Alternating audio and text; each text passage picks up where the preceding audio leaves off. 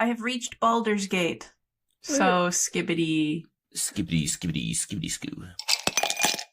Greetings, A24 fans. My name's Eric Kiska, and I am not your mom. Today we will be reviewing the 2018 coming-of-age drama 8th Grade, starring Elsie Fisher and Josh Hamilton. But first, as we do with every podcast, we reveal what we're drinking at this pool party. Kelly, what are you drinking? I'm drinking that water. That's all I can have, because I'm only an 8th grader. Anyways, Cole, what are you drinking? So I'm drinking the one whiskey that's been in my cabinet probably the longest, because I absolutely hate it. But I felt like that's probably what an 8th grader would drink. Whatever there is terrible, but they want to get, fucked up. So I'm drinking, I'm going to call out, what was his name? Jeremy Roenick, former NHL player from the Blackhawks. Your whiskey absolutely sucks. The Wilderness whiskey, terrible. Please stop making whiskey and move on with your life, okay? Just be a so commentator. Sad. I don't care what What you should do. that cost? Is it like some lowball shit? No, I paid like Way to use your platform $80 for for good, it. It's Cole. even signed by him. And You this don't, is you don't even know this guy. Why'd you pay $80 for his whiskey? because Rip I off. thought it was going to be a good whiskey, Rip off. and then I won a signed copy, and I'm pissed about it. This poor hockey player, he's relaxing, soothing in his bath, ready to listen to his favorite podcast, and he's like, oh no! Yeah, What a shade. so I'm calling you out, Jeremy Roenick. Stop making whiskey. Do something better with your life. Go He's back just to school secretly now. a big A24 fan. Yeah. Yeah. Cole's that cool kid in 8th grade who's already drinking whiskey. Kevin, what did you drink in the 8th grade? I am following Kelly's great example, and I am drinking a sparkling hop water tonight with 0 alcohol, gluten, sugar, or carbs. That's right. It's just sparkling water flavored with hops. So that's pretty fun. No alcohol whatsoever, because I'm a good Catholic boy, as I was in 8th grade. And I'm sure we'll digest that whole thing. Now I'm just drinking some Anyway. punch. Yeah. And before we get into the film, 8th grade... You just hit puberty, like, right now. Very moment. Exactly.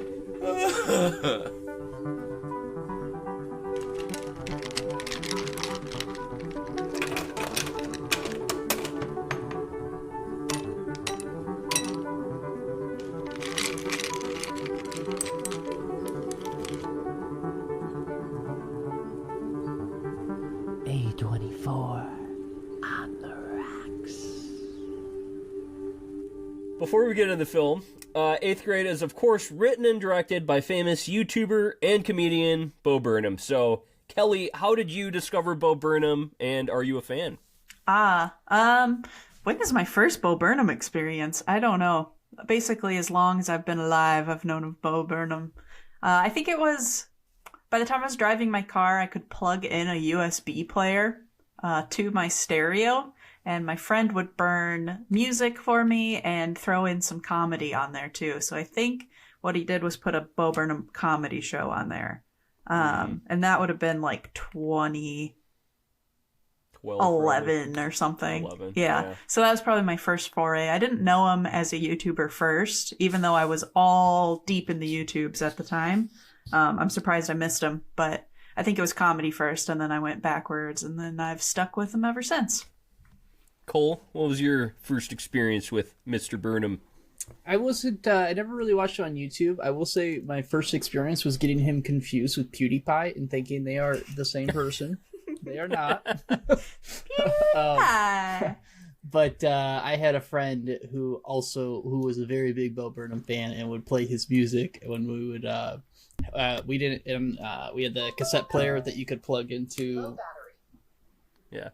Cassette player that you could plug into an iPod, and he would play those songs as we drove around middle of nowhere Mason, because that's what we did for fun times in the cornfields and drink shitty whiskey.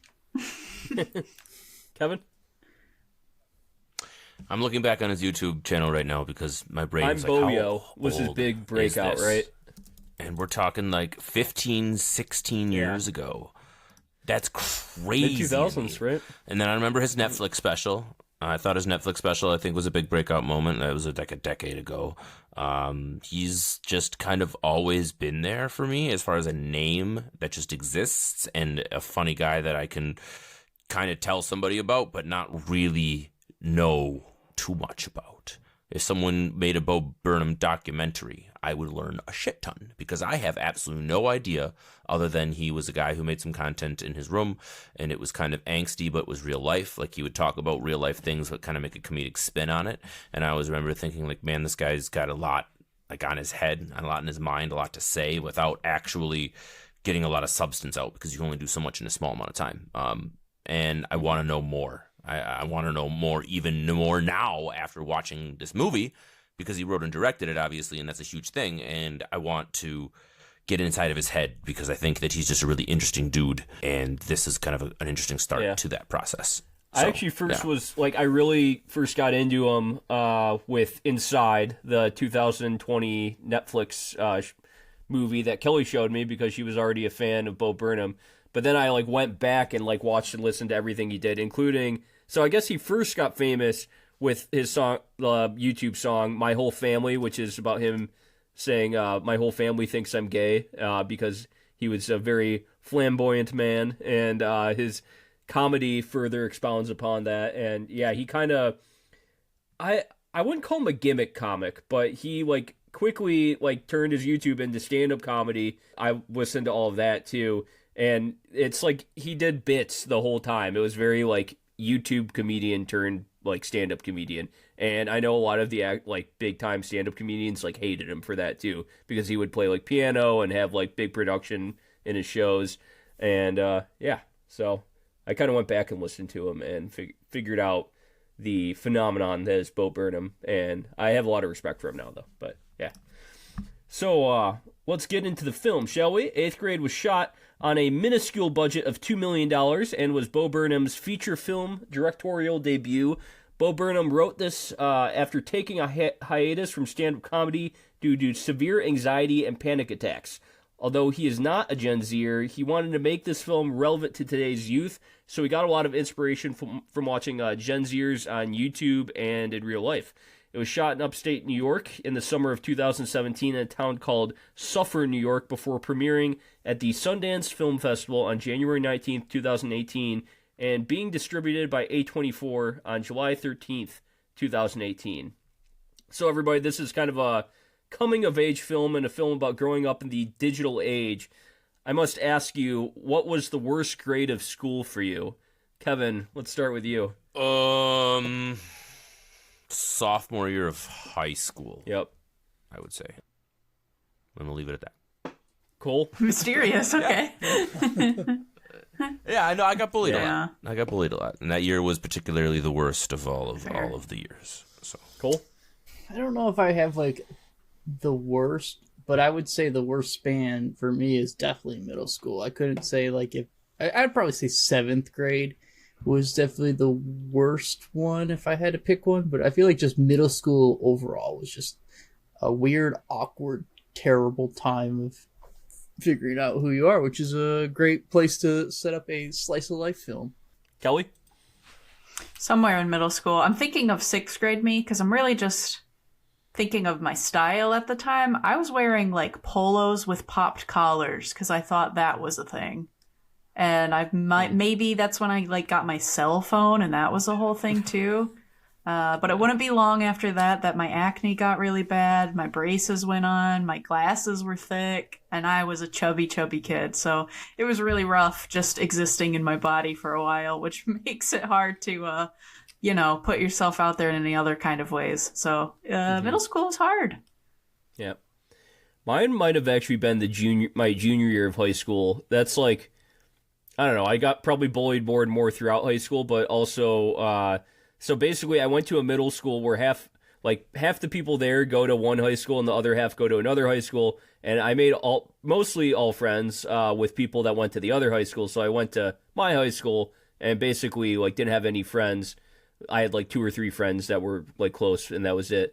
And then the people from the other high school eventually just stopped talking to me, so my junior year of high school, I was just bullied and didn't have a lot of friends, so actually, high school was worse for me than middle school. So I could sort of relate to what's going on in this film, but not exactly, in a weird way.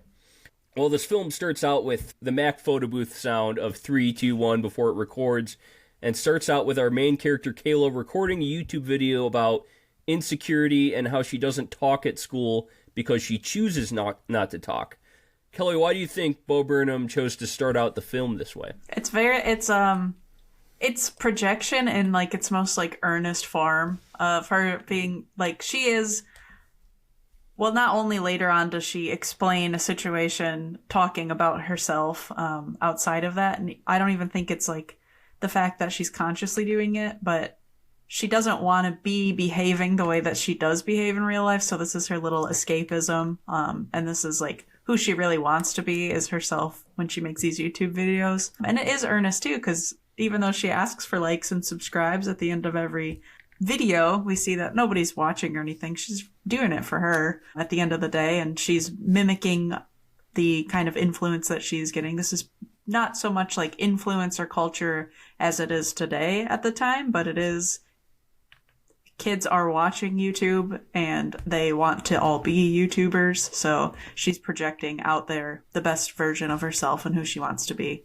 For sure. Kevin, why did you think that they started out the film this way? I think that Bo Burnham needs a way to communicate that, doesn't need or chooses to communicate that not every person who goes on YouTube and makes a YouTube video is an expert or has it figured out. That they may not have the confidence that they're talking about, or they may not have the social skills that they may be projecting, or they may not have any of those other things. And sometimes you need to figure it out for yourself. So it's a commentary on just the YouTube culture in general, right? Like you never know what the motive is of the content creator or what's going on with them at the time. But also it serves as a really good vehicle of giving us an introduction to this character who believes that she is bigger than maybe she's given an opportunity to be. Yeah. Right? So we're really introduced at an early time where it's like she's like almost pleading with the audience, like, hey, I'm not shy. I'm just waiting for someone to talk to me. And like, I'm really cool, but I'm only going to say that because I'm only comfortable talking to this camera. And it's like, it's just a lot more deep the more you think about it and the more level you take at it as, but it's really a fun way to start the film. Her audible pauses were so well done. It was like, you almost got this idea that it was such an off-the-cuff moment. I don't know how it could have ever been rehearsed. I don't know how it could have ever been written, like from a script perspective, but it was just authentic, and it really put you in a place that you kind of felt what the movie was going to be like, in a sense, because of that first 30 seconds. And I just thought it was really good, and it just set me up to be in a good spot mentally to see the rest of the film.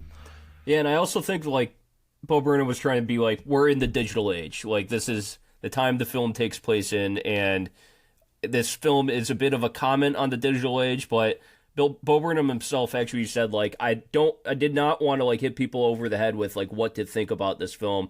I wanted this to be more of, like, a voyeuristic piece, and that's also why he, like, apparently watched a lot of, like, just random Gen Zers on YouTube and got inspiration from them. That's what this feels like. It's just kind of like we're taking a peek into one, like, random 8th grader's life that is growing up in the digital age, which is kind of what this film is, for sure. Kayla then gets ready for school while using Snapchat and looking through Snapchat filters before it cuts to a sex ed class where the teacher is talking about pubic hairs, and it isn't long before we see a kid masturbating with his shirt over his head and his phone light on inside of his shirt. Cole, when did you do this in 8th grade?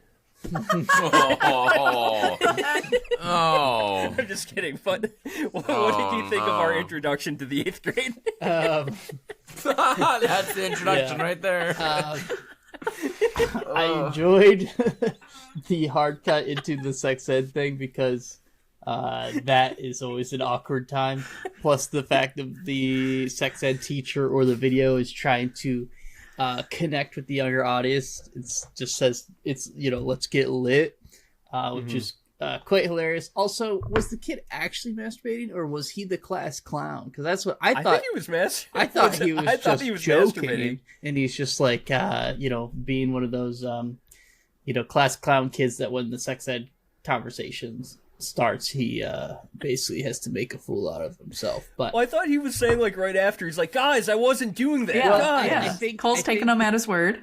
Yeah, I think I took it as the kid was trying to joke, about it, but then someone else saw it and said he was doing it, and then he realized it's backfiring because he did a bad joke, and now the joke's falling apart, and he's now the center of the joke, and he's freaking out, which happens all the time in middle school or in those situations where someone's like, I'm gonna make a funny joke, and then it backfires, and then they look like a complete... This actually sounds like it happened to you. Yeah. Stop it, Eric. So... No, I'm saying not just I will this say particular that, thing. Extremely this detailed. particular situation, that kid was definitely joking, and it was definitely a miscue by everyone else, and no one else got the joke except for me because I was there. I was that kid. Was him.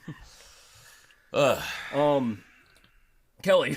Where'd you go from there, Eric? Kelly, what did you think of our introduction to the 8th grade? I thought it was kind of wild. I think my first sex ed was 5th grade, and then 7th, and then 9th, and it was always separated until 9th grade. And you know what? I can't fully say it didn't happen to me because it was in 9th grade, and I didn't know it at the time, but later I found out that a friend of mine was giving a hand job to someone else in class. So it doesn't not happen. Yeah. Oh, Jesus. I repressed that, but it just came back to me in flashing color. Now everyone can know.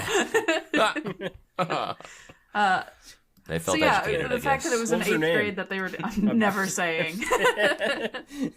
You won't know her. She goes to a different school now. Okay. Now. What I do like about this movie is that it is really it's not an over glamorized coming of age. It is just as awkward, and I like that you were using the word voyeuristic because that is the word that I want to use too. That was the only moment where I was like, 8th grade's kind of young to have them all together, and that's because things like that happen. But I guess it depends on where you're going to school. I'm sure that it does happen. So it was a good foray into the fact that like it's awkward. It's a little bit like when she sees it too, she like looks down like immediately because of a multitude of reasons. But that's how I would react too. I'd be like, oh my God. It's a lot of that. So that's just kind of the start of the fact that this is like, it's realistic. And I think that Bo Burnham not only watched a bunch of YouTube videos, but he talked to kids that age too to see what their experiences were like when he was writing the script too. So this could have been based on something real. yeah, not to just that scene specifically, but as our trampoline point, I think as far as the story goes, like let's like grab your Dick. attention. We can't even. We are in 8th grade. Jeez. But for like as far as like energy goes too itself, I can't even say that. I know that there's comments going in your head right now.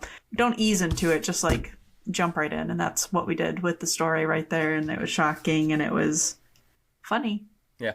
So we then cut to a school assembly where they announce the school awards, and Kayla gets voted the most quiet kid in her class. And she takes this very hard, dropping her head into her hands. Kevin, why do you think this affected her so much? Because she, as we saw from the very first scene, she hates being considered the quiet girl. And she only is quiet because no one talks to her. If someone would talk to her, they would find out how cool and interesting she was, as she said, right? And so... it's such a stigma for her. She's like, I'll always be considered the quiet girl. I'm never going to make friends. I'm never going to be socialized. I'm never going to have a boyfriend if I'm always the quiet, shy one. And now I'm winning awards for it. Like, that's the worst thing possibly ever. So I could definitely see why she would lament, and that's not something to be proud of. And especially because she knew it was coming, right? You foreshadowed it perfectly well. Like, it was like, oh man, here it is. I don't want it. I want it. And then it happened. So it's just disappointing, right? Yeah, I definitely felt that too. In high school I was definitely way more quiet leading up into college, and it was just like social anxiety, and yeah, you just hate being seen as that person too. Like you never, because being seen as it then leads into more of the anxiety about everybody's thinking about how quiet I am, and then it pressures you to say something cool when you think about it more. And I think she does say something the next scene. Doesn't she say something kind of out loud in front of the whole class, and everybody just ignores her? Yeah, she just says good job. Yeah, exactly. So it's like I am trying, but like nobody's listening to me, like It's one thing to be the shy, quiet kid that fades into the background. It's another to be known as that person. Yeah, that exactly. sucks. Yeah. Especially if you're trying to break out of that, label, right? And now you're literally labeled. It's not just a figurative label anymore. You are literally slapped with that label as And the your most photo's quiet going kid. in the You're like, yearbook.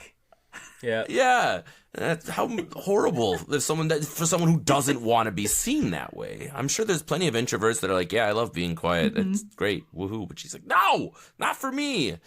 But Well, we then meet Kayla's dad, Mark, who is quite the dork. Kelly, what did you think of Mark when we first met him? Oh, is Mark not one of everyone's new favorite movie dads? Yeah. He's such a sweetheart. I mean, he was pretty flawless in this film, Portrayed by right? Josh They wrote Hamilton, him by the way. pretty perfectly. Not the baseball player, Kevin. Yeah, he's just a sweetheart. He's a very earnest, nerdy dad who is very gentle parent. I think it's like the dinner is their first interaction we see on screen, and she's got her headphones in and stuff. And there's a lot of parents that would be like, they'd blow up about that. He doesn't, and he's really, really patient. You get the impression that he has endless patience, endless love, and it's very, very wholesome. And he handles a girl in 8th grade's emotions and attitude very, very well. And it rewards in the end, because she does come around, and that is what ends up happening. So made me feel for him. It was very sweet. I really, really thought he was a great dad, and a great performance by our actor who played him. Yeah. And I really like how it's very evident just from the first scene that, like, the mom just isn't in the picture. Yeah. But we don't really, get an answer to that till later. And it leads, like, kind of this, like, there's a mysteriousness about, like, the whole house and everything, too, in a way. Like, what happened before the 8th grade, but we only get a picture into what's happening right now. And that's kind of, like, what I like about this film a lot, too. It's very, like, slice of life, like we like to say. Yeah, exactly. Yeah, Cole, what did you think of Kayla's dad, Mark? Yeah, I thought he was a sweetheart. Definitely a very, very nice dad. Not the best dad in the world. He flubs some things, but never in a bad way. It's never I guess a stereotypical dad being a bad dad type thing. But he is he's doing his best. He's trying hard, and he just wants to be there for his daughter, and I think he does a great job. And his performance is very heartwarming, and you just kind of feel for the guy as he's just trying to connect with his 13-year-old daughter as she's going through things that she doesn't want to talk to him about, and he doesn't really won't understand, kind of thing. So always fun. But I want to talk about can we talk about Aiden's introduction, because that made me just die laughing. He was the kid with the they announced him as the beautiful eyes, and just crazy music's plays, get all hype. He slow motion looks up, and you're just like, wow, this guy wearing Golden State jersey. The dude Steph Curry jersey. Yeah, the dude is just, and then it just hard cuts, music stops, and it's just Kayla going, good job. Just walks by, no interaction, just I died from that scene, because it is one of those things where the reality versus the cinematography, or the film of how this person, it's all this music and all this crazy stuff, and then you just hard cut to this is what actually is happening in middle school in real life, and it's just everyone's quiet, awkwardly kind of sitting around waiting for their photo, and just good job. It's just, so good. I love that scene. Well, that leads me into my kind of next question. I guess I'll give it right back to you, because she then attempts to make out with her own hand. Oh yeah. How do you think this film kind of portrays the sort of embarrassing hormonal sides of being in the 8th grade? I think it does a fantastic job, and I think Bo Burnham did a great job of. I think he talks about how he wanted his main. The main actor or actress for this film to be a female, and the main character to be a female. So there's no direct comparisons to him, but he still captures overall the complete awkwardness of the hormonal changes of and discovering your sexuality, and finding someone attractive, and being I want to kiss this person and do stuff that I don't fully understand, be like, I want to give this person a blowjob. I don't know what it is, but I'm gonna Google it, and I'm gonna Google how to give a good one, because I'm not gonna give a bad one. and like just some of the takes, it's just so hilarious, and the scene of her making out with her hand as to like practice kissing, so she's not bad at kissing, and it's like. I don't know. I think we've all been there in that situation of how do you practice doing some type of like sexual act in the hopes of not messing it up and being a complete like idiot. In reality, every single person that's like going through their middle school knows absolutely nothing, and everyone's just like, fumbling through every single like relationship or act or life until, I still don't even really know what I'm doing, to be honest. So. Well, Kelly, you were the only person here that was an 8th grade girl once. But True. Yeah. Astute observation, sir. Well How done. did you think? Or I mean, like did you have an infatuation over like one guy in class like she did? Did that hit home at all? Well, I was more of a late bloomer. I didn't have a crush on a guy that I actually knew until 9th grade. But in 8th grade, as you know, I had a huge crush on Spider-Man. So... Tobey Maguire. Yep. Yeah. Yep. Yeah. So that was probably... There was like... Yeah, when Spider-Man takes shirt off in the first episode, it was like, oh my goodness, something just changed in my whole life. The first movie, yeah. yeah. So I could relate to that. But yeah, like Cole said, like everyone ends up fumbling around in the end. But all of us do like sit there and be like, I hope I'll be good at my first kiss. Yeah. And you do have to like, when you have access that you don't have to ask your parents, you don't have to ask friends, you can just ask of the black hole that's in your hand at all times with access to the internet. All these kids are doing that. So they have to include the fact that that's part of the figure it out process now, and the fact that you can get on YouTube, and those videos are very available to kids middle school age and younger, and they get pretty graphic under the fact that they're informational. I'm glad that that was included too, and I will not tell anyone if I did or didn't ever look up videos like that myself. And at what age those might have happen. I'll just speak for us three. We had the advent of streaming porn, so yeah. But one of my favorite educational YouTube videos is the guy that shows you how to nair his own butthole. Yeah. And it shows the whole thing because it's educational. Within 3 seconds, you have a full butthole on filling the whole screen. And like it doesn't cut anything out or blur it out because it's educational. It's awesome. Today on A24 on the Rocks. How to nair your butthole. Yeah. Bleached assholes for everyone. Yeah. I have not seen that. Around this time, we're also introduced to Kennedy, who seems like the school's mean girl. Although this is quite different from the mean girls we were introduced to in the mid-aughts, from the Lindsay Lohan picture. Instead of these girls just being outwardly mean to people, they're completely engrossed in their phones and do not give anyone the time of day that they deem lower than them on the social ladder. Kevin, what do you think of this portrayal of like mean girls in the digital age? I loved that every time that she confronted them or they were together, their phones were the primary focus. Like that scene where she calls them out in the hallway for just being assholes at the end, and they both just have their phones. I feel like that's an absolute real life scenario. I can't even imagine what it would be like being a teenager with a smartphone. I can't wrap my head around it at all. Because like I had a flip phone when I was 18, and that was the start of like my maybe 17 or whatever. But like to have that unlimited access 24/7, that distraction, that like everything, it's just I can't wrap my head around it. As far as the mean girl aspect of it, I'm sure bullying is just as alive and well today as it was and when we were in the digital age, grade. Right? Well, there's cyberbullying, obviously. Yeah, right. Cyberbullying, absolutely. Sharing pictures. I mean, they talk about today with like deep fakes and things like that. We're sharing pictures of people not actually being them.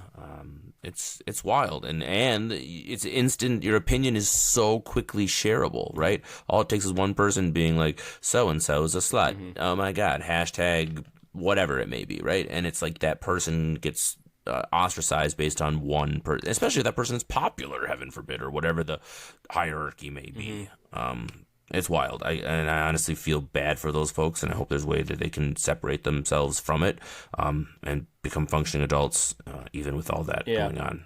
Because that's kind of wild. And to let our listeners know, I graduated in 2009, so we're not that old. We just didn't have smartphones in high school. Like you do. Yeah, 2006. Kelly guys, and I'm Cole, old. you Sorry. didn't have Graduated high school when I was in that 6th grade. I was just talking about. That's pretty crazy. There we go. I'm old.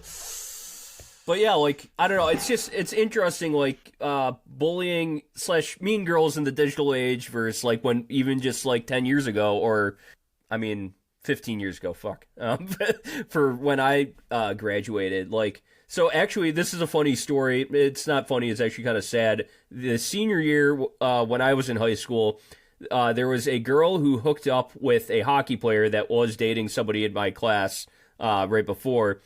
And so these group of girls all got drunk on like senior skip day, went to this girl's house, group of girls in my class went to this girl's house that hooked up with a hockey player, and then threw a Campbell's soup can through her window, poured dog food all over her house after breaking through the window, then wrote slut like all over her driveway and everything, and like all, just a bunch of like horrible names.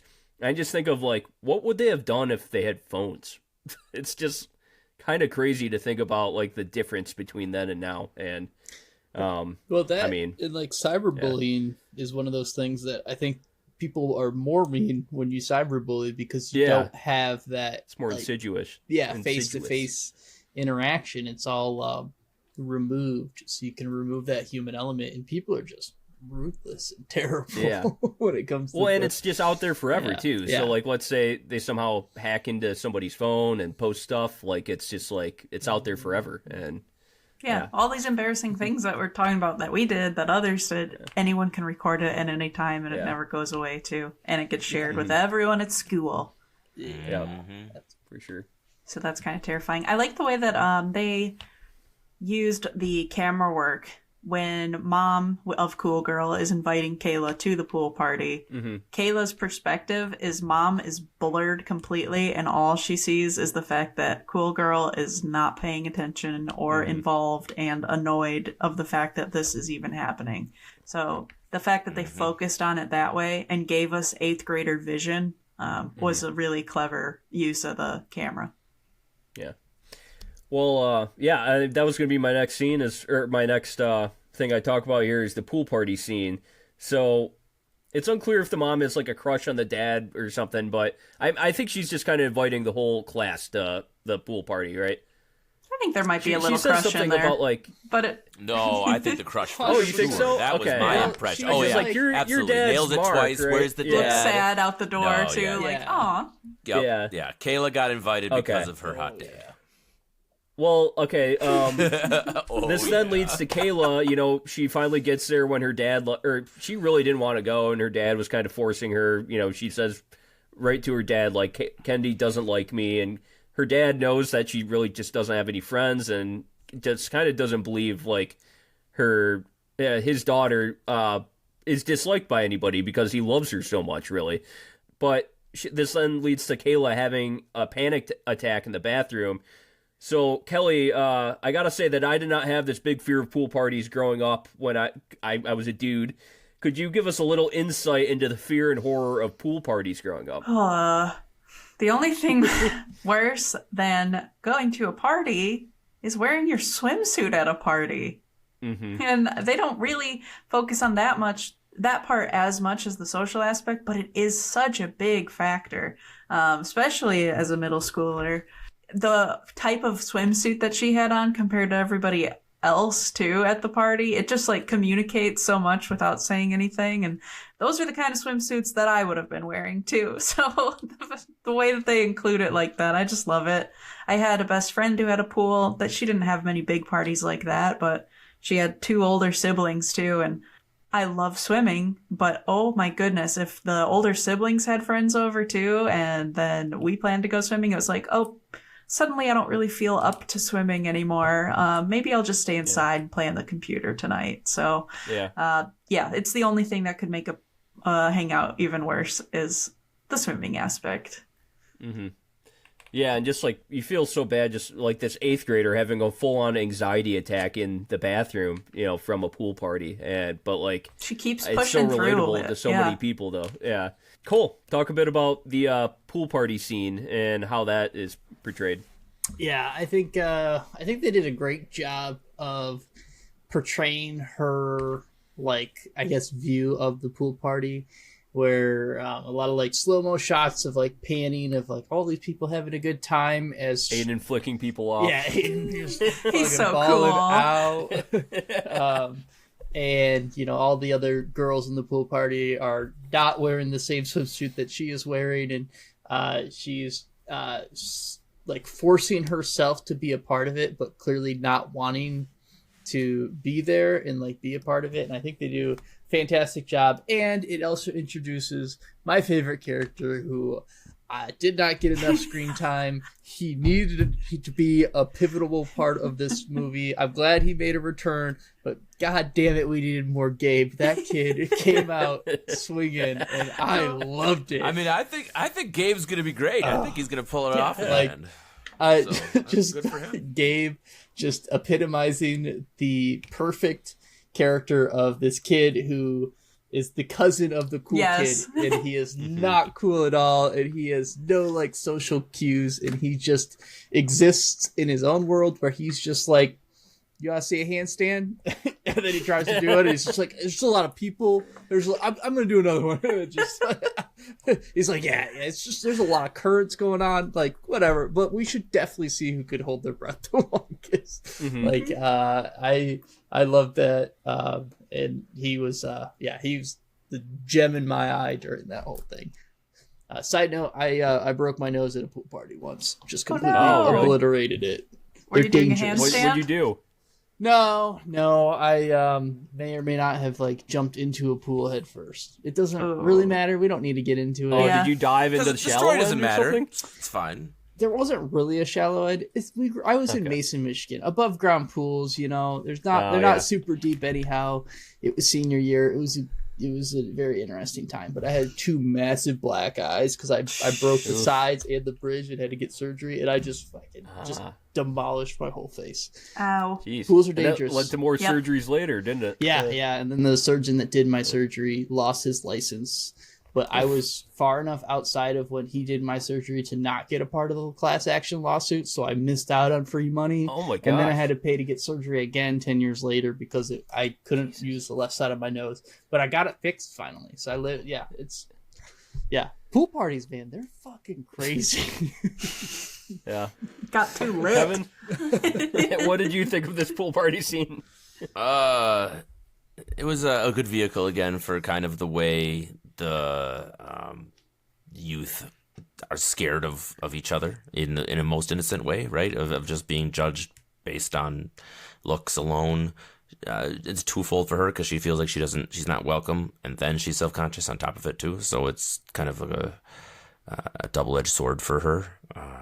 I think that the way that Bo Burnham writes the scene, it's top heavy with some heavy emotion, but then we get Gabe for some really good levity, and it's just plays out like any typical pool party scene. And if you've ever been in one, you can relate, right? And it's pretty cool to see the way they go out throughout the whole process, and I just enjoyed it from start to finish. So it was a good scene. You know what I just thought about is just like, well, we had like anxiety, growing up, but like a lot of the time, growing up, girls will like compare themselves to girls in magazines, like before the digital age. But now they have so much more connection to the whole world, and there's so many more pictures of like beauty standards online and looking into that all like in the digital age too. And it probably just expounds upon the anxieties that people already have when they're children.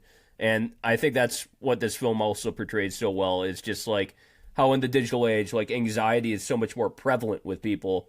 Like, I think it's statistically true that girls between like 8 and like 18, now have like way more mental health issues because of growing up like with social media and everything and comparing themselves to others and stuff. So I think this film like touches it because it's voyeuristic. It just touches on that like on accident in a way. Yeah, you know, it doesn't it even just like shows it. it doesn't even tell us like Kayla never says anything like I'm self-conscious. She never says that out loud, but we know it the whole time. Yeah, because she's such a great actor too, and yeah, she did a great job as Kayla. And yeah, this pretty much ends. She does karaoke, and it's like I love that scene of her just deciding to do karaoke. She's like, I'm gonna break out of my shell right now. I'm gonna do it, and she does karaoke, and then she also gives Kennedy the Go Fish card game, and Kennedy like just was like, what is this? And everybody just looks around like and it's just so freaking awkward, and that's also really well done. But that whole scene ends with her saying "catch you later" and doing the finger guns, and then it immediately cuts to a school shooting drill, which I think was such a great cut back and forth. And yeah, I was born in 1991, graduated in 2009, so I didn't have these like school shooting drills. Cole, did you? Or? We didn't have any. Well, yeah. We had, I guess, no, we did, but ours were not like that. It was more of an alarm would happen and they would lock the doors, and then you would stand away from all windows so you couldn't see. So it wasn't like under desks, and there definitely was not a dude pretending to be the shooter or anything like that. So, but yeah, I think like the last like 2 years when I was in high school, we started doing them as part of like our tornado fire, and then like they didn't call it an active shooter; they called it some type of like dangerous intruder or something like that. Yeah, Kelly. I mean, I do think this scene was very purposeful that Bo Burnham put this into the film. Why do you think he chose to put it in there? Well, it is like another aspect of growing up nowadays that previous generations probably didn't have to concern themselves with so much. And fortunately, much like social media and all of its downfalls, there are just some dangers in this world now that aren't going away. So we just have to adapt to them. And like kids are good at doing, they make light of it. And they kind of try to like, this is her big shot to talk to Aiden for some reason. Yeah. And they just adapt to the world that they're given. They don't know it any different. So they don't even know the fact that, it's a much greater conversation. But it's included because of the fact that that is their reality. Mm-hmm. Kevin, talk to me a bit about like Bo Burnham's choice to put the school shooting drill in this film. So brutal. Like, because that's reality, right? We did tornado drills. They probably still do tornado drills, right? But now you do school shooter drills. Now you have, and I'm sure that might not have been exaggerated. That might have been like a play-by-play, exactly what you get for training now as an elementary school kid. But it's so real. Like you can't ignore it, right? It's not something that you can just be like, oh, that'll never happen. Because reality is it could. So it's a shock value, but it's still reality, and you have to portray that when you're doing a realistic look at elementary school or any of that stuff. So I think it was brutal, and I'm surprised that he did it, but at the same time, it makes perfect sense. Like, because if you're making an accurate portrayal, like, you have to include those things. Yeah, and I really like how he tried to make this film very relevant to the current like age of kids, as opposed to doing a nostalgia film. And that's actually what he said in interviews too. Is like, I really wanted to avoid the nostalgia film of like when I was growing up, and I wanted to portray like what it is like for kids now. Cole? I was just I saw like a funny tidbit that was about when he wrote the film, he had all the kids communicate through Facebook, but then when Elise, is it Elise? Alicia? Elsie, sorry. Elsie read the script. She said that none of them communicated through Facebook. It was all Instagram and Snapchat, and then he added that as a part of the film with the mother and stuff. And I thought that was so such a nice like twist and part of again why he wanted it to be a quote unquote modern day and not be his childhood, and he was open to those younger than him, because she was cast at the age, like she was in 8th grade when she like started, just graduated 8th grade when they filmed this. So like another thing that I really appreciate about him as a director was actually casting people like appropriate age casting for the film. Yeah, and I know we've already touched on it, but she did such a great job for being such a young Mm-hmm. actress. And it was probably so much because Bo got to be like, do you, right? Be yourself. Do what you're normally doing in your everyday life. I just want to capture it a little bit. So, like I said, just the naturalness of it was just so extreme, for sure. And I like that these kids look like kids in this movie too. Like they look like real kids. They look age appropriate and all of that. I know in a previous movie we talked about the age of some actors and the roles that they play.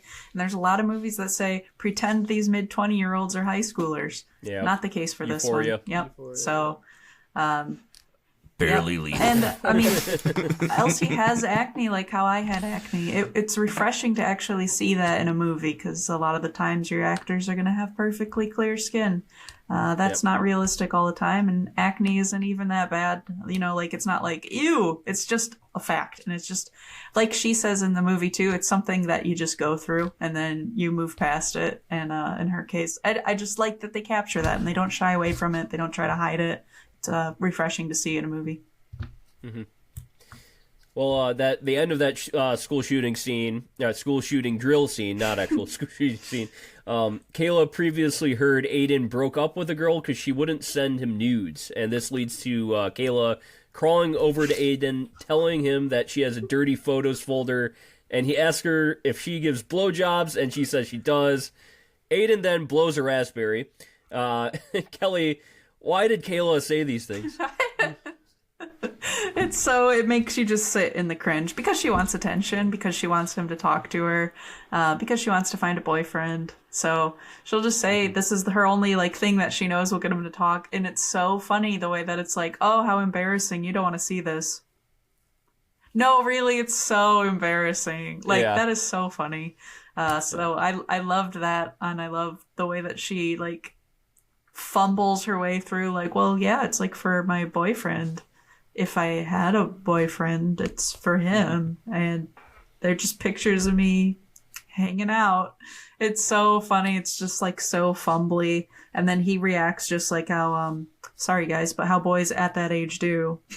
And very earnest depiction of what that kind of conversation would look like. And very funny while doing so. It really...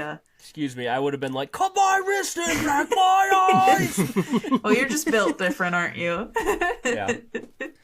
But yeah, I loved it.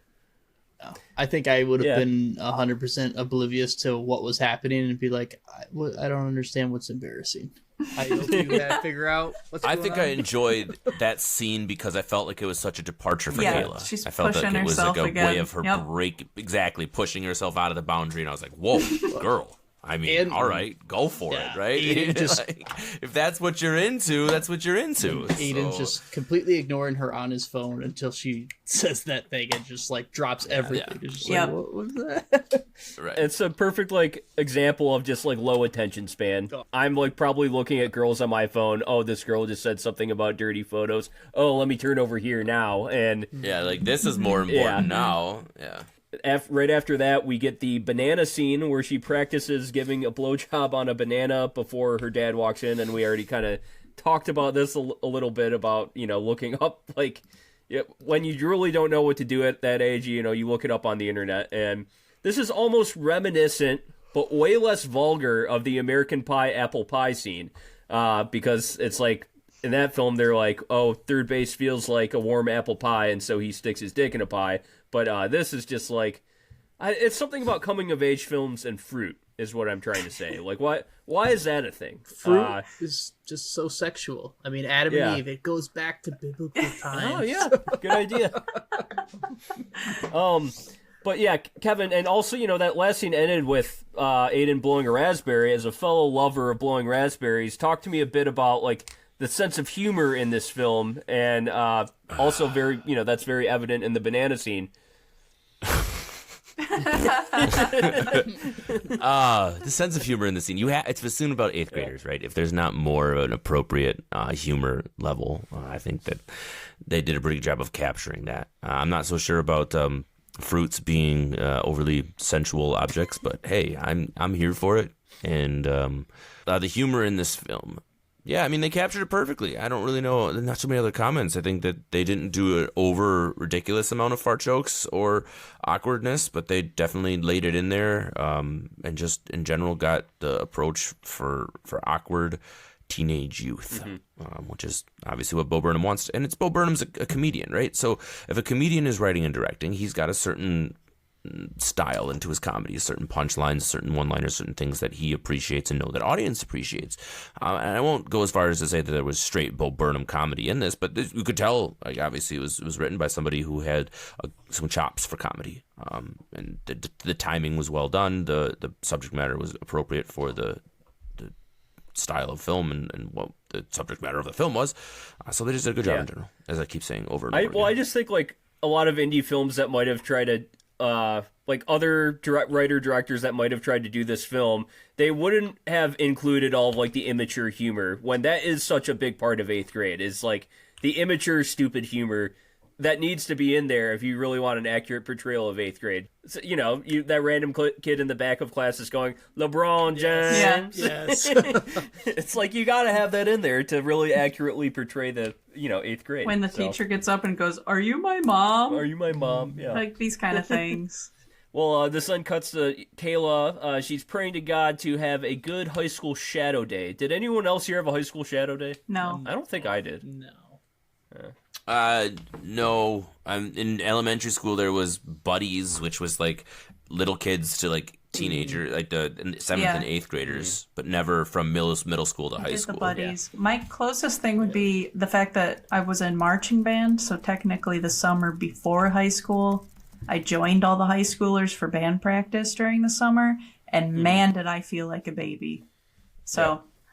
Yeah, I can relate to that too. Especially for me, because I came from an 8th grade private Catholic school. Sure. So I was joining the public high school with all the high schoolers in marching band in the summer. Exactly right. I was a fish out of water. I was one of, I don't think even anybody in my 8th grade class, no, 2 girls did. 2 of the other girls from my 8th grade class joined marching band. Otherwise, it was brand new friends for days. I was just like, oh! Yeah. Sure. Good memory dump, I suppose. Well, it's also here that we meet Olivia, and the high schooler that's the high schooler that Kayla shadows, and it seems like these two hit it off immediately. Cole, talk to me a bit about Kayla and Olivia's friendship and kind of what it means to Kayla. I think, like, Olivia probably was maybe in a similar situation to Kayla when she was in middle school, going into high school, and I think she maybe was a bit more mature. She's a senior, right? So she understood the task at hand and really wanted to make Kayla feel welcomed, and like immediately hugged her, was very bubbly and like welcoming. And I think she just nailed that personality of someone that is always welcoming to everyone and wants to just be that like ray of sunshine, so to speak. And I think that was such a, I think the part where they traded numbers at the end of it, and then Kayla calls her, was I was like almost dreading it. I had anxiety of her calling her, because I was like, oh my God, this is going to go so poorly. Because that's, that's just, I guess, where my mind that goes in film or just in my own life, because I hate talking to people on phones. I do it way too much and I just absolutely hate it. But then when Olivia invites her on her own accord, and like the pure just like joy that Kayla shows and like her acting chops and stuff at that scene almost made me cry, where it was just like so happy for her to like feel, I guess, welcomed finally, because she's finally been trying to find someone that welcomes her. And yeah, that relationship, those two relationships, was awesome. Does not lead to the best turnout, but like those two interactions were so sweet and so special. And I think I don't know, I think Olivia's character was just one of those people that was, older and wiser and like understood maybe Kayla's, where she was in the world, and gave her that warm hug. Mm-hmm. Kelly, do you want to expand on that at all? Or, yeah, I was really happy that Olivia was the one who was matched with her. Mm-hmm. I think that by the time that girls are seniors in high school, they're really kind of pretty adult, because I guess, us ladies mature a little bit faster, so... The fact that Olivia was so kind to her, that she admits biologically true. That she admits that she's nervous too, but when you're nervous and talkative, you're a bubbly person. When you're nervous and quiet, you're a shy person. So it shows the fact that there is growth for Kayla, and Kayla can witness that. And like Cole said, when she gives the call, it also fills me with dread. I'm like, this is going too good. Like, surely she's going to be mean at some point or say, why are you calling me? No, she stays nice. She stays welcoming. She really does care about this girl. And it was really refreshing that happened. It made me feel like just as happy as it clearly made Kayla feel. And as Cole said, it leads to something that isn't so great, but in Olivia's defense, like, you don't expect that kind of things to happen. And I see like some people, when they discuss this movie, it's like Olivia left her there, and it's like, no, this isn't her fault thing. Like, this guy's responsible for his actions. So For sure. I just like before we get to there, I do want to ask about the mall scene and the dad spying on her. Kevin, why was the dad spying on her? Oh, I mean, come on. So the big thing I think reviewers need to remember is that he's a single father with one child, and Kayla's all that he has. And he absolutely doesn't want to say no or to be the controlling father by saying she can't go out. But he obviously is super uncomfortable with the idea that he has no idea who she's going with, where she's going, for the most part. Had no friends, like, that he knows of. So he doesn't want to, but his dad in him is like, I can't just let her go. And she's in such a mood in the car beforehand too. Yeah, and like when they pan up and he's standing there, I went, "Oh, what are you doing?" But I totally get what you're doing. Yeah. And like foot and mouth moment, like, I got caught. I'm sorry. Tries to give her another $20. Right? Yeah, exactly. And then I love his character. His character was perfect. He was a perfect character. Like, as far as like this shining pedestal of an example of what a good adult role model should be, and it's almost too squeaky clean. Like, sometimes you don't get that in film, right? You always have the another side to make him a little more human. But at this point, you didn't need that, because there can be those type of people in the world. You don't always have to have an ulterior motive. You get that a lot of time in cinema, right? Because it's good for dialogue, it's good for drama, it's good for whatever. But it's not always necessary when you're looking at it in real life. I didn't really think about that until right now. Like, that character can be a perfect example of a good dad, because those people exist in the real world, just like Kayla's exist, and these mean girls exist, and the hot mom who wants the dad. Like, all of these people exist. They're real life, and he did such a great job. I mean, Cole is the one who usually gushes on the slice of life stuff, but it's my turn. Like, it was really refreshing to find not even like refreshing in the sense I've never seen it before, but just like a really cool way of seeing film done differently. And A24, time and time again, does that. It delivers film in a different vein and a different light, and I love it for that.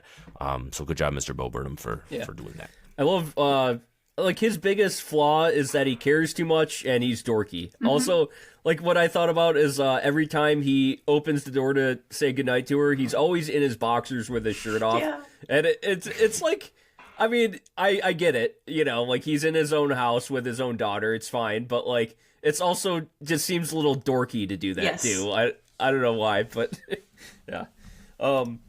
So this is then followed up by probably the hardest scene in the film, where Olivia and Olivia's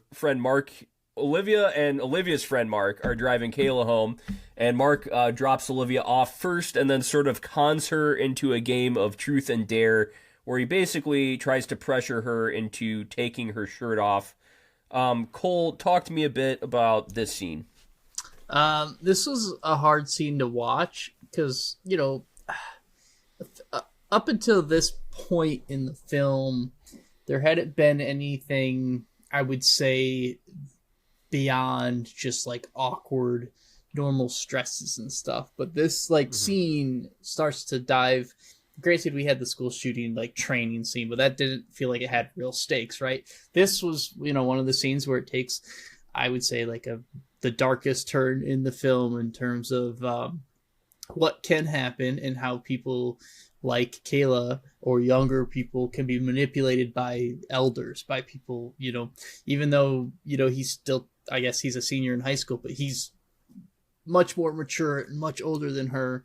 And, you know, she's just graduating 8th grade and he's going to be leaving high school, right? So he's an adult and she is way too young and still 100% a child. And him, you know, trying to manipulate her to, you know, basically, he talks about how he's doing it for her because she, you know, she doesn't want her first time to be a bad time and all that stuff. And it's just like takes a very dark but very realistic portrayal of things that happen, especially to young women and girls that get manipulated by, you know, men who are much more older and mature, and sadly that happens like way too often. And I as hard as it was to watch, I think like Bo Burnham did a good service of like just showing how someone that is, you know, friend, like, you know, quote unquote best friends with your essentially, you know, newest best friend can be the one that hurts you the most or try to do something. And that,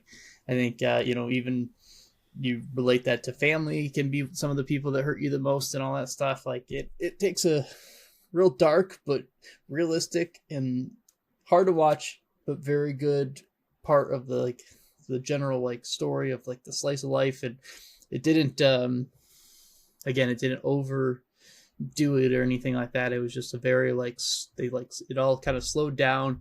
He stopped, he got in the back seat, and it was just like a long awkward exchange. And then after, when she like basically denies him, that even more awkward of like him basically berating her for not doing it, and like how she's doing herself a disservice for not doing it, and like trying to manipulate and like flip the script on her and all that stuff. And to the point where like Kayla's afraid and she's like, I won't tell Olivia that this happened, because she wants to maintain that relationship with Olivia because she feels like she's done something bad now, right?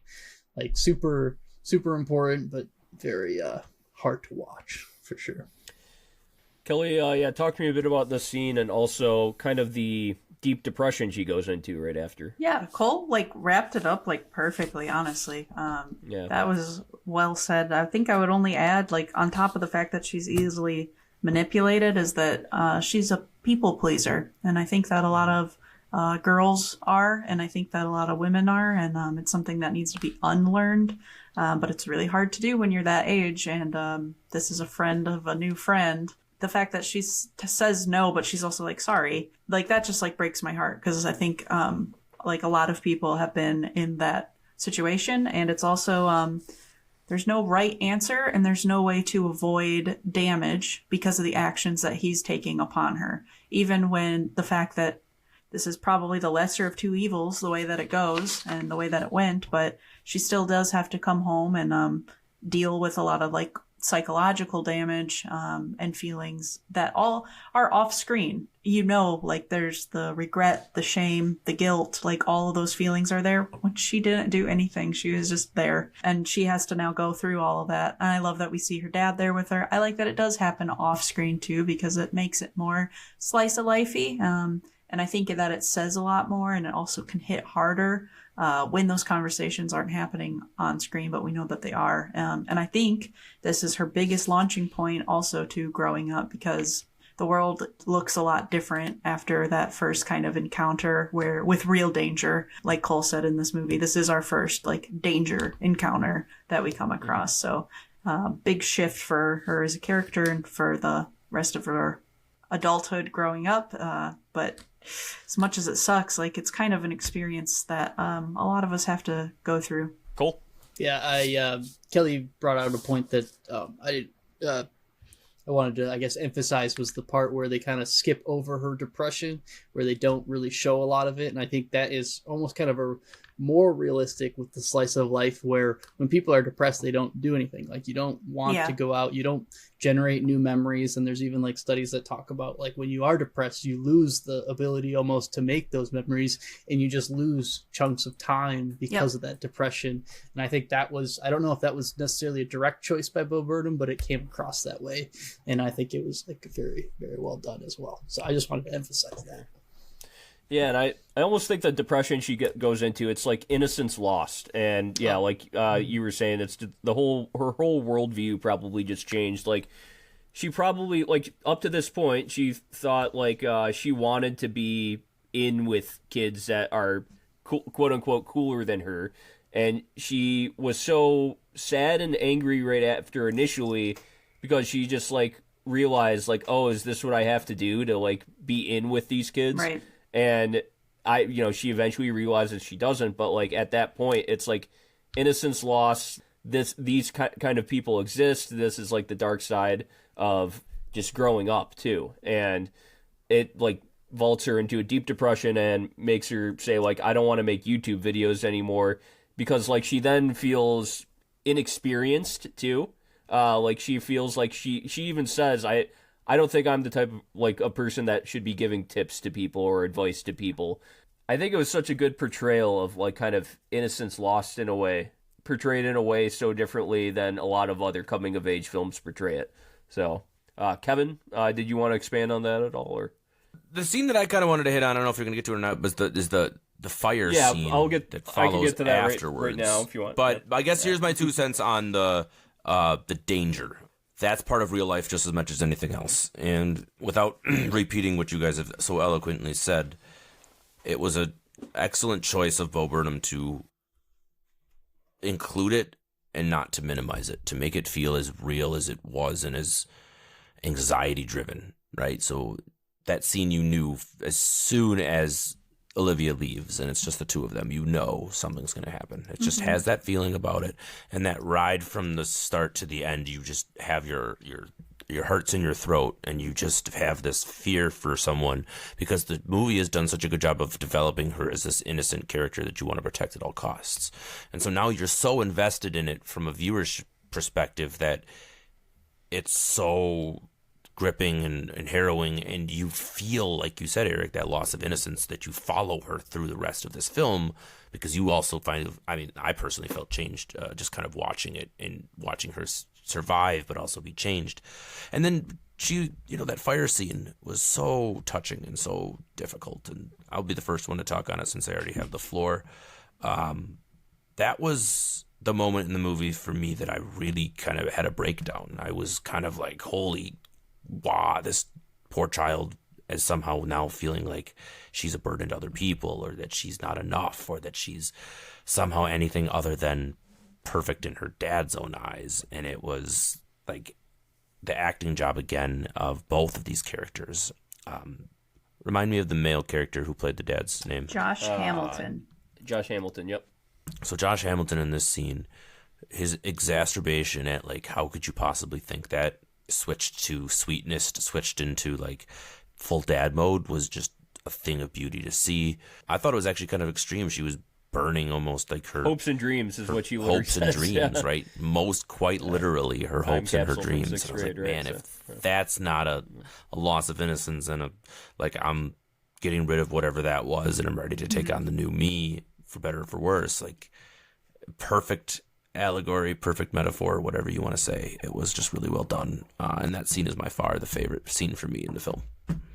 We should all touch on the scene. Kelly, what did you think of the bonfire scene? Yeah, I think it healed a little part of my middle school, like, first bouts of depression self, where I did feel very similar to her of, I wouldn't like a kid that's like me, but you don't see yourself how you really are. And that's what's so well put by the dad. It's beautiful. And I think it was Obvious Child, I think, does this too, where it kind of fulfills this little like hole maybe that some people found in their life. And then a movie's able to kind of put it in a way that makes you feel better about it. So I love that it was included. It was really like personal and touching to me. And I loved that this is like it's like just that it's an intimate fire scene, and that she gives her dad a great big hug at the end. I'm a daddy's girl myself, and I'm like, that just, it healed me. It was a really, really good scene. And I love like how the dad initially tries to just, like, he can't portray, like, he knows he has to say something unique in the scene. He can't just be like, I love you, I love you, I'm your dad. And then he comes up with, like, and it's obviously very true, but he comes up with, like, at one point I was extremely, extremely worried about you, and then I especially after mom left, it's like I was very scared. How could I like raise a child on my own? And I was so worried that I, was going to like hurt you somehow, like not just not ruin your childhood, but I wasn't going to raise you correctly. And then I watched you more and more, and it's like I just realized you got this. Like you're gonna be fine.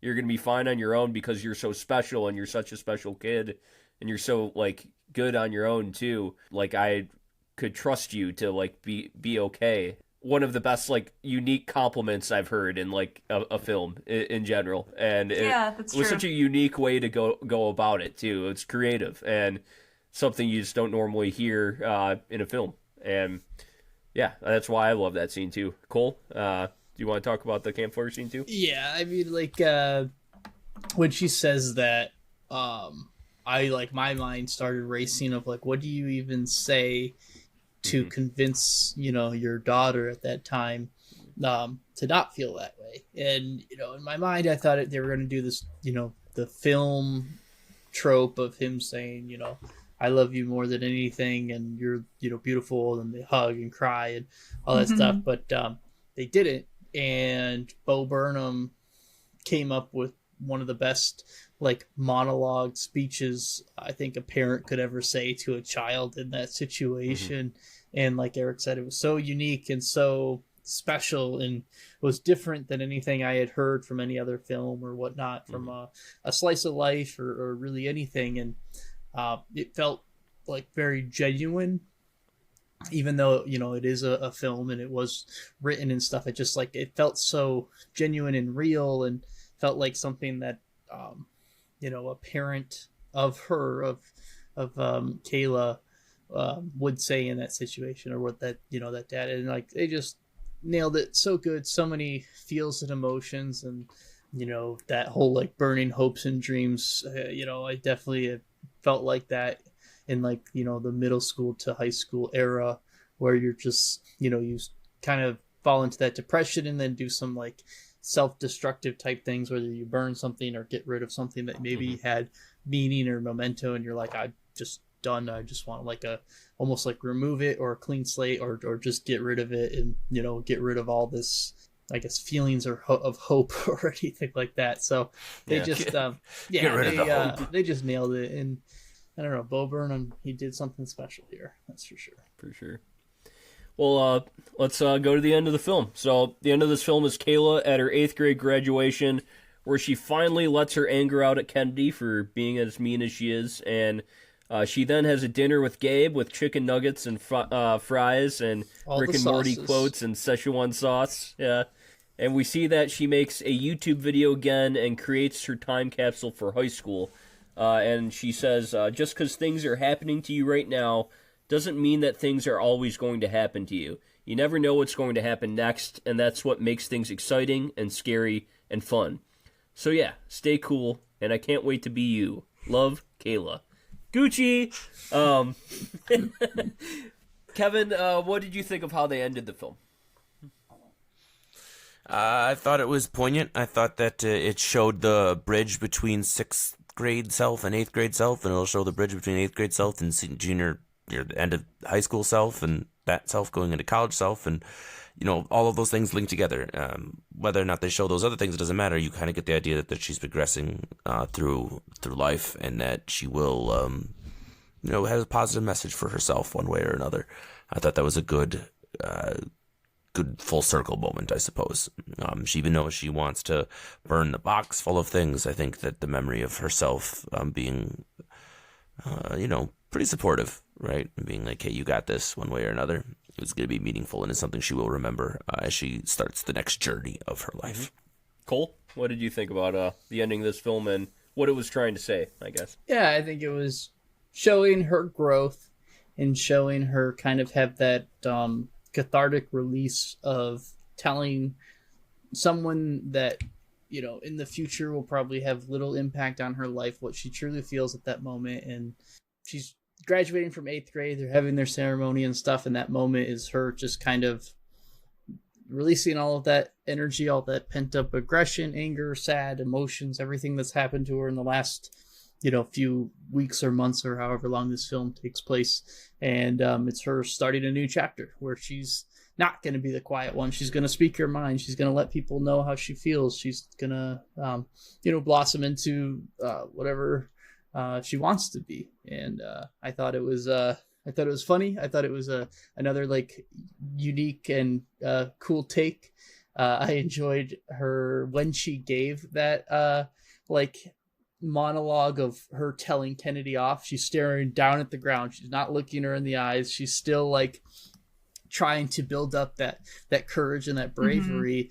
And and I feel like in other films it would be like they would be like right in the face and direct eye contact. All the other kids would be like yeah, they'd be like, everyone would be like, oh my god. In reality, it's her still stumbling on some of her words, still being awkward, not able to make eye contact, staring down at shoes. No one else really cares because it's middle school, and turns out no one, like, really whatever has happened it doesn't really matter. Everyone's gonna forget it and move on. But just like even that portrayal was so good of just that interaction was very, very well done. For sure. And yeah, like one quote that I just got that I like thought was a really good like culmination of this film too. This by Bianca Spiricino, The Strength in Our Scars. One day you're going to see it, that happiness was always about the discovery, the hope, the listening to your heart and following it wherever it chose to go. Happiness was always about being kinder to yourself. It was always about embracing the person you were becoming. One day you'll understand that happiness was always about learning how to live with yourself, that your happiness was never in the hands of others. It was always about you. And I think that's a really great quote, but also like kind of what Kayla figures out with this film. She cared so much about what others thought, about maybe what Kennedy thought, about even what Mark thought in that scene, what everybody in school thought of her, like how she was the quiet kid. And then I think by the end of this film, after what her dad told her, she was like, I'm a cool person on my own. I have a great personality. I'm going to be okay as long as like I trust myself more. I just like let myself like shine a little bit more, and the right people will come to me. Like Gabe, he comes to her with his chicken nuggets and his fries and his Szechuan sauce, and it's like she will attract the people that she likes and that are right for her just by being herself. And that's kind of what I took away from the ending too. Kelly? Yeah. What did you think? Well, I love Gabe. I love that while they're having their conversation, they aren't afraid to be themselves with each other. And the fact that they're able to be like, am I being weird? Or am I being quiet? And they're happy to respond to each other and help each other out. Because like everything else in life, takes practice to learn how to talk to other people, to learn how to talk to your peers, etc. I think that they're going to be besties growing up at this point too. Like they've got each other, and the fact that they talk so openly, it's just like it was really beautiful to see that. And the setup of the dinner table and I left my archery paper out. It's so embarrassing. It's like, oh, they're so alike. I love it. So that's great. I love Gabe. I've got nunchuck skills. Yes, very, very, very similar. He would be their friend too. But what I also like that she says when she talks to herself graduating high school this time around is that she's just like, she finally like openly says like, I feel like I'm always on a roller coaster without ever getting that after roller coaster feeling. I 100% relate to that, girl. And you just learn how to live with it. And that's what she's learning too. And what I see in that speech she gives to herself this time around is so much acceptance. Maybe you don't look like me anymore. Maybe you do. That's okay. Maybe you have new friends. Maybe you don't. That's okay. You'll make more in college if you go. That's okay. Like, it's because for me, she earlier on has this self-talk about confidence and how you just kind of fake it till you make it. And we've all heard that a lot. And I've definitely lived that a lot. Sometimes I'm still faking it. It's not an innate quality. And like she says, like it's not it's like a tall or short thing. You have it or you don't, or you fake it. I always think that the opposite of self-doubt is acceptance. It's not confidence. So the fact that she kind of stepped in her growth, she's moved from the faking confidence to accepting yourself as you are and with what you're doing, and knowing that the clock keeps on ticking, time keeps moving forward. When you can accept yourself and be yourself, so coming back to where she started the whole film, like, that's the goal. That's the goal. And I like, even when she's praying to God for a good day, she's like, you can give me a bunch of bad days in the future. She's accepting the fact that life isn't like a goal of happiness. It's not a goal of confidence. It's not a goal. It's just like being okay with what's happening that day. And she's so young to have figured that out. So she has a very bright future ahead of her. And I'm sure her and Gabe will have lots of long discussions about it in the future too. I love him sitting down at that funny table going, okay, so do you believe in God? So Important questions. Gotta really have them good asked. feels at the end of this movie. My only regret is when it ended. I was like, I want more. Can we come back and check in on her a little bit later? Because she is a cool kid. Her dad's right. She moves to Canada and it's just called grade 12. Because you can't just make a senior year school. That'd be weird. Grade or a 12. senior year movie. Yeah. All right. Well, that will lead to our final ratings. And if you have never heard this podcast before, we give an A plus 24 through an F minus 24, including an E 24, whether or not Kevin likes it. Because fuck you, Kevin. We're going to keep giving E's. I'll never do it. You can't make me. I don't know why you precede a movie none of us are going to give an E to by calling me out on my lack. E Well, I'm for going to just excellent? do it every time now. Yeah. Because A-hole. I have to, Yeah. oh, an Get A-hole it. plus 24, thank you. But, yeah. Kevin, how about you go first? Oh, great. Cool. What is this, middle school? Stop this bullying movie- us, Eric. I know. Yeah, jeez. I love A24 because it gives unique films, and I talked about it a little bit in an earlier rant, and this film is definitely unique. It is a fun slice of life that you don't normally see, and it is certainly a commentary on the realities of not just being an 8th grade girl, but just the realities of life in general, life of what it it might be like being an 8th grade girl, but also being a single dad, maybe being a kid, the cousin of a rich girl who's not very popular at a party.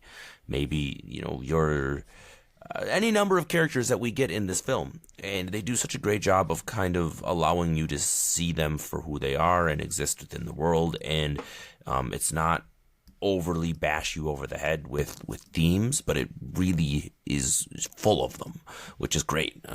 It's not an overly stylistic film, I wouldn't say, but I love the soundtrack choices. I love the way that it kind of put intense moments and it made the levity really important and made the light moments light and some of the darker moments dark. And they just did a good job from start to finish. I appreciated Bo Burnham's attention to detail from the writing and directive standpoint, especially for a directorial debut, for someone who specialized in doing stand-up comedy shows and struggling with having the anxiety of doing those things, to put himself out there and say, this is my a little bit about my story, but also just things that I want you all to know and to feel is pretty important. I wish that he would do some more content. It feels like Bo Burnham's kind of taken some time off. He hasn't really been online for the last couple of years. YouTube channel for sure has been quiet. But I do think he brings up a lot of great points in this film, and I do want everyone to watch it. I would recommend it for those to check out, even if you're not doing the completionist standpoint. Maybe if you're a fan of Bo Burnham, maybe you just heard about it, maybe you saw it on a list of someone's favorite A24 films. But 8th grade is well worth checking out. I'm going to give it an A24. Woohoo! Kelly, how about you go next? Okay. I like that this movie covers a topic that occupies my mind a lot of the time, which is, in this world, are the kids going to be okay? Especially the middle schoolers. I love middle schoolers. I love how fumbly they are. I love this in-between stage, and I feel so concerned with them, with what the world is like right now. And what I like that this movie ends up answering for me is that Kayla is proof that, they will be okay, and they can figure it out, and we can put some faith in them that they will be able to find their way through it. Because the more things change, the more they stay the same, right? Even in this different world, even the high schoolers are like, she's a different generation than us. She had Snapchat in 5th grade. It's like all the same feelings and fumbling that she's going through have been the same for many generations before her. It's just the technology aspect, and kids figure it out, and we can put some faith in them. And I like that that's a core concept of this movie. I like that this movie isn't like so heavy-handed with its meaning, but really leaves it to us to throw in, what we find in it, and forces us to kind of reflect on our experience at that age too. And I think that the name of the movie itself causes us to already be in that mindset going in. I like that Bo Burnham made it about a girl instead of a guy too, just on a personal note. I think that added a lot of depth and flavor, and it was a brave choice for him, and it separated it from himself while still retaining a lot of the themes that you'll find like in his comedy and shows, because he does talk about the impact of technology on the youth a lot too. So this makes a lot of sense for him. I think I've talked about everything else that I like about this movie. I did not talk about something that I don't like, which is the soundtrack. I think that the soundtrack, when it does come in, not only is it overbearingly loud in the mix, I also think it's tonally a little bit off and not what I would expect for the movie. So it's more slow folk music, like in Swiss Army Man. Not like that. I won't pretend. I'm not a movie maker. I won't pretend like I could say what that perfect mix is. But this was like kind of like synthwave, kind of like just like it didn't fit for me. So it became something that would pull me away from otherwise really emotional experiences where I'm like, this thing again. And that might just be like a personal taste, but it did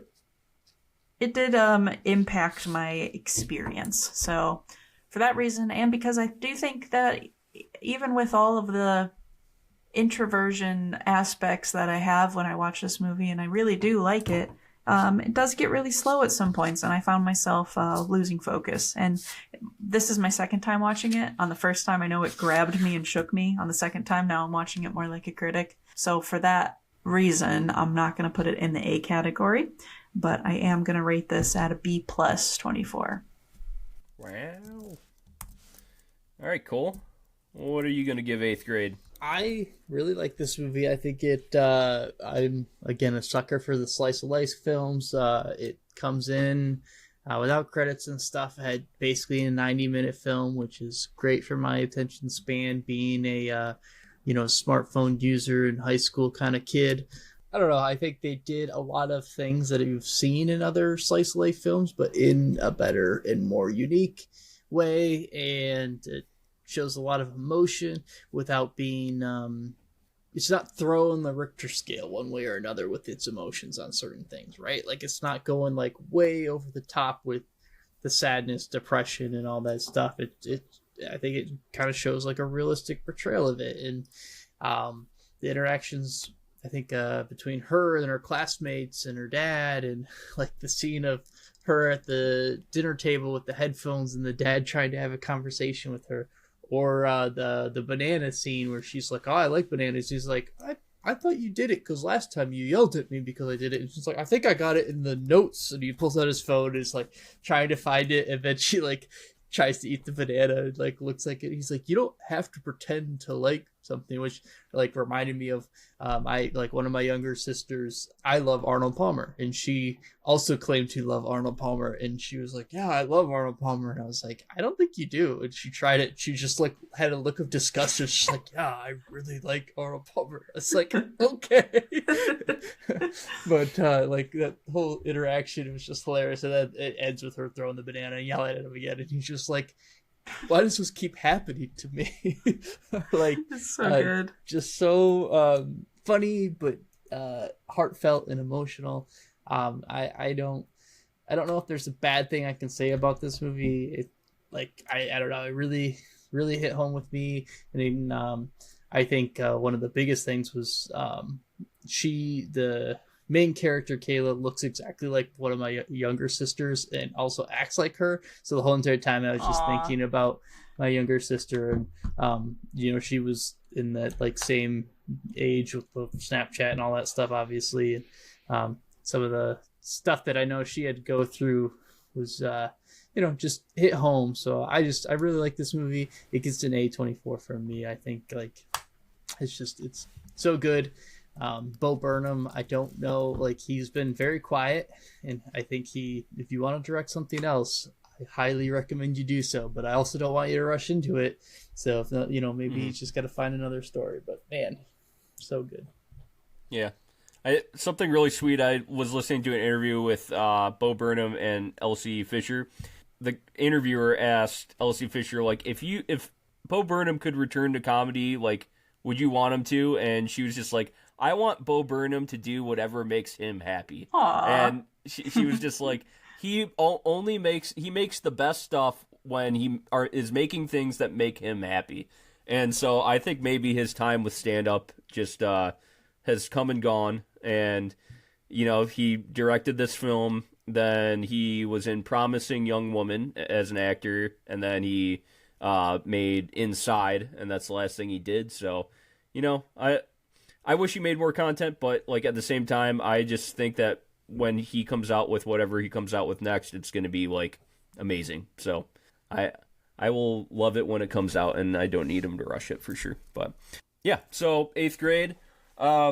I pretty much repeat the sentiments everybody else said. This film is a unique and extremely creative look at a coming-of-age film, and it adds to the coming-of-age genre because it puts it in the digital age and is such a good portrayal of what like growing up in the digital age looks like and is.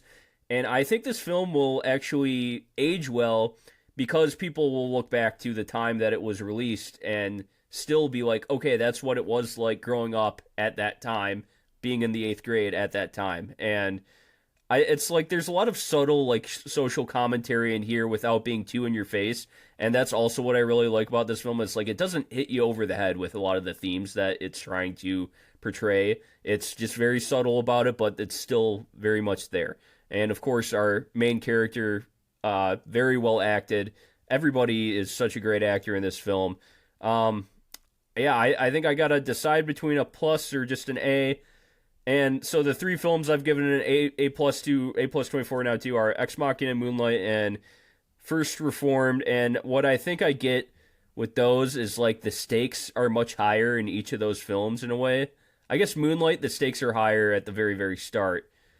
And so maybe those are the films that just like hit me really, really hard and bring it over to that A plus 24 category. So I think I'm just going to give this film a flat A 24, but still doesn't take away from just how well done this film is and how I'll always remember this film too. I forgot if we saw this in theaters, Kelly, but yeah, like I watched this same year it came out, and it definitely made an impression on me, and I remembered it all the way to now, to where I was looking forward to this film ever since we started this project. So yeah, it's definitely one of those films I watch at the time, and it'll always stick with me. So very, very proud. I can't say proud. I didn't work on the film. I just like this film. So thank you for listening. Please don't forget to rate us 5 stars and to subscribe on your favorite podcatcher. Next week, we will have a very special A24 vibe discussion for you to kick off the spooky season. And a little hint is that it includes a late-night double feature picture show.